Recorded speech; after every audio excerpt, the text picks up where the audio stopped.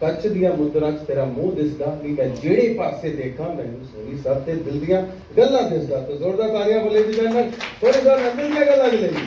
ਸਭ ਤੋਂ ਪਹਿਲਾਂ ਮੈਂ ਥੈਂਕ ਯੂ ਕਵਾਂਗਾ ਨੀਰਜ ਜੀ ਨੂੰ ਤੇ ਰਸ਼ਮੀ ਜੀ ਨੂੰ इस कंटेंट ਨੂੰ चुनने वास्ते। ये जो कंटेंट इन्होंने चुना है ये बहुत ही गजब का है, ज़मीनी है, ज़मीन से जुड़ा हुआ है और बहुत खूबसूरत है। एक ऐसा कंटेंट है जिसके साथ हर इंसान रिलेट करेगा। अब जैसा आपका सवाल था, यस, मुझे ऐसा लगता है कि पंकज बेरी भी दिलप्रीत सिंह ही है। बिल्कुल मैं वही इमोशन जोड़े दिलप्रीत सिंह दे इमोशन है ने वही मैं फील कर रहा बिकॉज मेरा एक मुंडा है अर्जुन बेरी, वो कनाडा पढ़न जा रहा है। तो जब मैं सुनिया ये कहानी में तो मन लगे कि मैं पंकज बेरी दिलप्रीत सिंह ही है, वही इमोशन वो मेरे अंदर सब चलता पे है। My wife is very strong, लेकिन मैं अपने दिल पर पत्थर रखा हुआ है because I love my kid so much. दिल दियां गल्लां एक ਇਹੋ ਜਿਹਾ ਸ਼ੋ ਹੈ ਜਿਹੜਾ ਸਿਰਫ ਐਂਟਰਟੇਨਮੈਂਟ ਹੀ ਨਹੀਂ ਦੇ ਰਿਹਾ ਬਲਕਿ ਕੁਝ ਨਾ ਕੁਝ ਮੈਸੇਜ ਵੀ ਦੇ ਰਿਹਾ। ਇਹੋ ਜਿਹੇ ਕਿਰਦਾਰ ਇਹਦੇ 'ਚ ਹੈਗੇ ਨੇ ਜਿਹਦੇ 'ਚ ਤੁਸੀਂ ਮਹਿਸੂਸ ਕਰੋਗੇ ਕਿ ਯਾਰ ਇਹ ਵਾਲਾ ਕਿਰਦਾਰ ਤਾਂ ਮੇਰਾ ਹੈ। ਜਿਵੇਂ ਪੰਕਜ ਜੀ ਨੇ ਕਿਹਾ ਕਿ ਦਿਲਪ੍ਰੀਤ ਨੂੰ ਲੱਗਿਆ ਕਿ ਵਾਕਈ ਉਹਨਾਂ ਦੀ ਜ਼ਿੰਦਗੀ ਦਾ ਹਿੱਸਾ ਹੈ। ਸੇਮ ਰਾਣਾ ਵੀ ਇੱਕ ਇਹੋ ਜਿਹਾ ਕਿਰਦਾਰ ਹੈ ਜੋ ਆਪਣੇ ਪਹਿਲੇ ਬਾਊ ਜੀ ਵੱਲ ਵੇਖਦਾ, ਆਪਣੇ ਡੈਡੀ ਜੀ ਵੱਲ ਵੇਖਦਾ, ਫਿਰ ਆਪਣੇ ਵੱਡੇ ਭਰਾ ਵੱਲ ਵੇਖਦਾ ਕਿ ਇਹ ਮੇਰੇ ਵਾਸਤੇ ਕੁਝ ਕਰਨਗੇ। ਉਹਦੀ ਜ਼ਿੰਦਗੀ 'ਚ ਬਹੁਤ ਕੁਝ ਅਰਮਾਨ ਹੈਗੇ ਨੇ। ਇਹੋ ਜਿਹੇ ਕਈ ਕੈਰੈਕਟਰ ਤੁਹਾਨੂੰ ਦੇਖਣ ਨੂੰ ਮਿਲ ਜਾਣਗੇ ਕਿ ਜਿਨ੍ਹਾਂ ਦੀ ਜ਼ਿੰਦਗੀ 'ਚ बहुत ना कुछ करन दे अरमान होंगे ने, बनना चाहते हैं अपनी जिंदगी में कुछ ना कुछ, लेकिन हालात पे अपने आप को महसूस करते हैं कि मजबूर हैं उस हालात से और कुछ कर नहीं पाते। मेरा कैरेक्टर है माँ का, किधर भी माँ, किसी भी देश की माँ, कारण कोई भी हो, बाप बेटे में, परिवार में कोई भी कारण, एक माँ जो है वो हमेशा चाहेगी उसका परिवार साझा रहे, साथ में रहे। वो कोई कारण नहीं सुनना चाहती, कोई कारण नहीं जानना चाहती, उसे बस अपने लोग चाहिए, हंसता खेलता परिवार चाहिए। संजोग कौर एक ऐसी ही किरदार में है, छोटे छोटे इमोशंस को पकड़ने की कोशिश की है जो आजकल कहीं लुप्त हो गए, खो गए, और वो बच्चे उन छोटी छोटी खुशियों से हमारे बच्चे आज महरूम रह जाते हैं, उनको वापस लाने की इन्होंने जो कोशिश कर रहे हैं वो हमारे लिए बहुत ही अच्छा मैसेज है। तो वहाँ पे जो दो कैरेक्टर बैठे हैं उनके दुख का कारण है, और पर मैं खुद दुखी हूँ क्योंकि अपनों का दुख देख के कोई आदमी खुश नहीं हो सकता। तो और खुशी भी बहुत कमाल की चीज़ होती है। सारे हम जितने लोग हैं सब में एक कॉमन बात है कि हम सारे खुश होना चाहते हैं, पर खुशी है कहाँ ये सब ढूंढने की कोशिश कर रहे हैं कहीं ना कहीं। जैसे मैं हरियाणा से हूँ, तो हरियाणा में जब मैं जाता हूँ तो वहाँ सारे गांव वाले कहते हैं कि यार भैया मौज तो मुंबई में चल रही है। जब बॉम्बे में आते हैं वो कहते हैं तुम्हारे गाँव में क्या मतलब खुले खला सब कुछ, वहाँ पे तो है मौज तो वहाँ पे हो रही है। तो पता नहीं वैसे एक्चुअली मौज हो कहाँ रही है, पर दूर दिखती है जरूर होती हुई, पर वहाँ जाओ तो है नहीं वहाँ पे। और मेरे किरदार का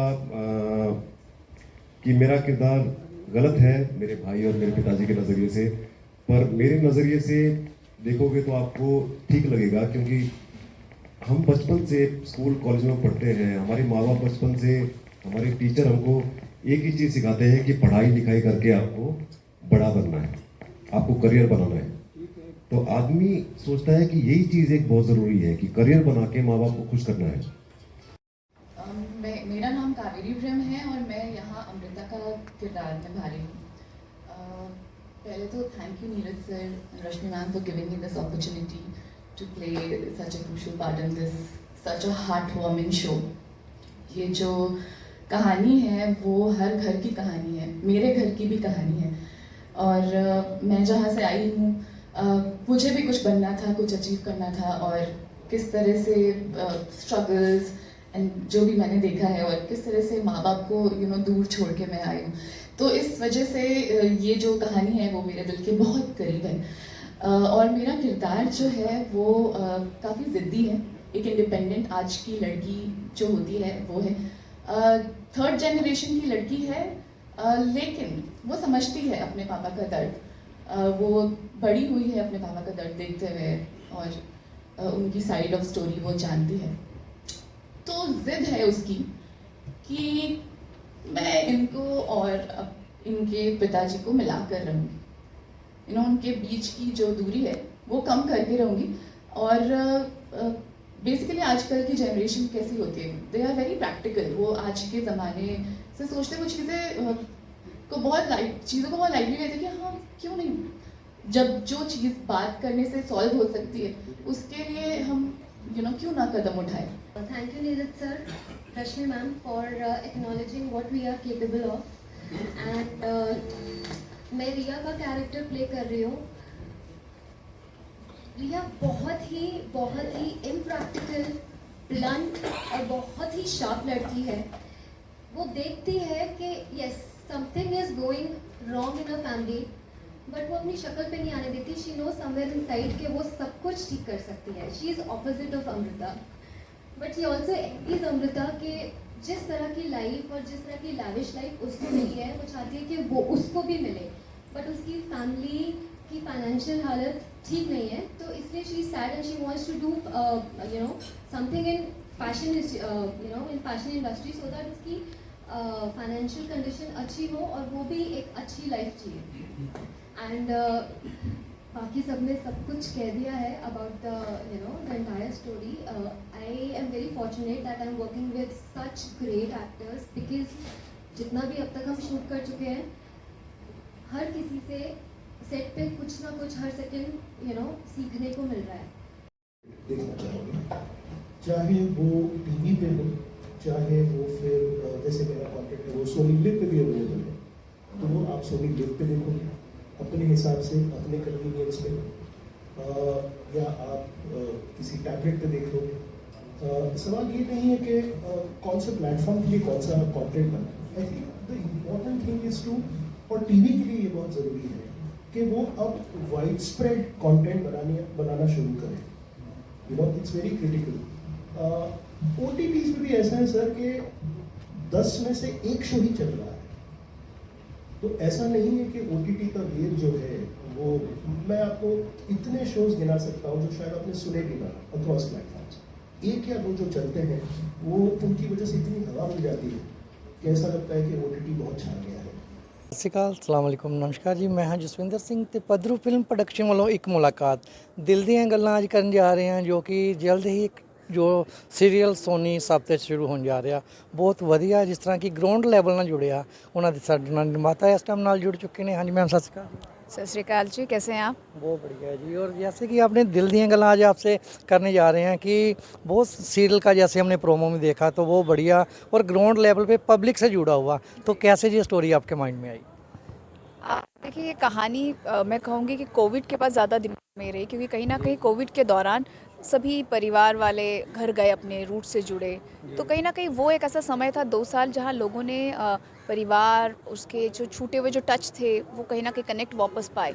तो मुझे ऐसा लगा कि कोरोना के बाद एटलीस्ट हमें एक लाइफ में वो अपने रूट्स पे जाने वाली बात समझ में आई। सब लोग शहर छोड़ के अपने घर जा रहे थे, तो कहीं ना कहीं वहाँ से बात शुरू हुई कि जब लोग चले जाते हैं और वापस आते, और कई लोगों ने दोबारा अपने रूट्स को कनेक्ट किया और वहीं पे बस गए जाके। तो कहीं ना कहीं ये बहुत बड़ा रीज़न था इस तरह की चीज़ों में बनाने का, कि हम क्यों ना इस इमोशन को लें जो हर घर की वजह है, एक दुख की या जो भी आप कह रहे हैं, हर घर की कहानी है ये। जी जी। और एक और कंसेप्ट कहना चाहता हूँ कि बीते दिन ही जैसे प्रीति सप्रू जी ने एक फिल्म इसी सब्जेक्ट पे आई थी, तो आज आपका सीरियल भी आने वाला है। तो काफ़ी जैसे अगर सरदार जी का पिताजी का रोल देखें तो जैसे उनकी लुक जो है, जैसे आमिर खान जी ने अपनी चेंज की लगता है, तो काफ़ी उसमें एक ग्राउंड लेवल का बीजी का अपनापन, जैसे रियल लुक बहुत बढ़िया लगती है। तो उनके किरदारों के बारे में क्या कहना चाहिए? तो जब किरदार लिखे गए तो उन किरदारों पे बहुत हम लोगों ने काम किया, लिखावट में भी, उनके लुक पर भी, कास्टिंग पे भी। तभी आप देखेंगे बीजी और बाऊजी दोनों पंजाब से ही हैं। उनकी भाषा, उन्हें मतलब हमें कुछ बताने की ज़रूरत नहीं है, वो वहीं से यहीं से निकले हैं, तो उन्हें मालूम है क्या क्या फील है, क्या इमोशन है। तो ये हमने कुछ चीज़ों का ध्यान रखा कि हमने पूरी कास्टिंग में की है कि जितना हो सके यहाँ से कहीं ना कहीं उनका जुड़ाव हो इस जगह से, पंजाब से। तो आपको वो कहीं ना कहीं वो हमारे लिए वो प्रोसेस बहुत आसान हो जाता है जब आपको कहीं ना कहीं आपके एक्टर्स वहाँ से मिल जाते हैं। तो ये बड़ी अच्छी रही। और हाँ, हमारा मेहनत बहुत गई लिखावट में और इनकी लुक एंड स्टाइलिंग पे हमने बहुत मेहनत की। और ये भी आपने बहुत बढ़िया बात कही कि वो एक तो पंजाब के होना उनका बहुत बढ़िया बात थी, और साथ में जैसे एक अंदर जो प्रेस कॉन्फ्रेंस चल रही थी कि सरदार जी का खुद का ही एक उनका जैसे कि अभी चल रहा है कि बच्चा बेटा जैसे विदेशी आ रहा है तो उनके साथ कहीं ना कहीं काफ़ी अपनापन भी आया। तो उसमें जैसे हम दिल की गल्लां और भी करते रहेंगे, एक जाते हुए एक और पब्लिक के लिए कोई मैसेज आपके तरफ से? मैं बस यही कहूँगी कि ये शो ज़रूर देखें।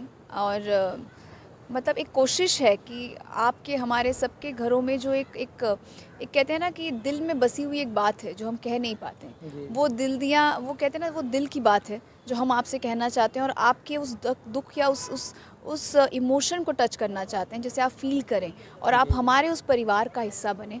तो ये ज़रूर देखें, क्योंकि ये एक हमारी तरफ से कोशिश है कि हम समाज के उन पहलुओं को लाएं जो कहीं ना कहीं टेलीविज़न पे कम आते हैं।